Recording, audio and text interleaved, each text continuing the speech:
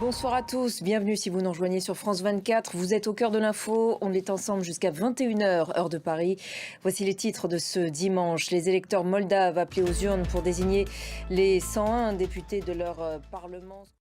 Voilà, et avant de développer ces titres, cette information qui nous est parvenue il y a peu, une fusillade s'est produite aux États-Unis. Je vous le disais en titre, législatif crucial en Moldavie ce dimanche. Les électeurs sont appelés à désigner les 101 députés du Parlement. Voilà, vous l'avez compris, le gouvernement moldave et l'Union européenne accusent donc Moscou d'ingérence dans ces élections. On en parle avec notre journaliste Nathan Gallo de la rédaction des Observateurs de France 24. Bonsoir Nathan.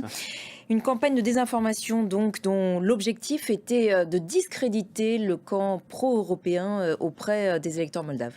Oui, exactement. Le mieux, c'est peut-être de vous présenter un exemple de ces dernières opérations de désinformation. Merci beaucoup Nathan pour cet éclairage et je renvoie aussi à la dernière émission des Observateurs de France 24 sur ce sujet qui est également disponible donc sur notre site internet. Non loin de là, en Ukraine voisine, la Russie a mené une nouvelle attaque massive à l'aide de centaines de drones et de missiles.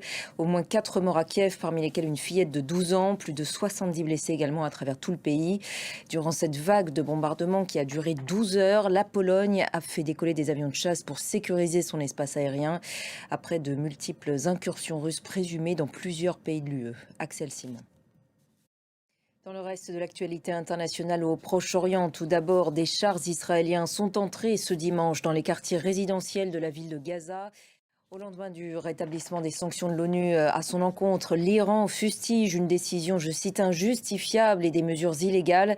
Peu après l'annonce, le rial iranien a atteint un plus bas historique face au dollar et la population s'inquiète à présent plus généralement d'une aggravation de ces conditions de vie déjà rendues très difficiles par la situation économique et l'hyperinflation. Anna Pereira.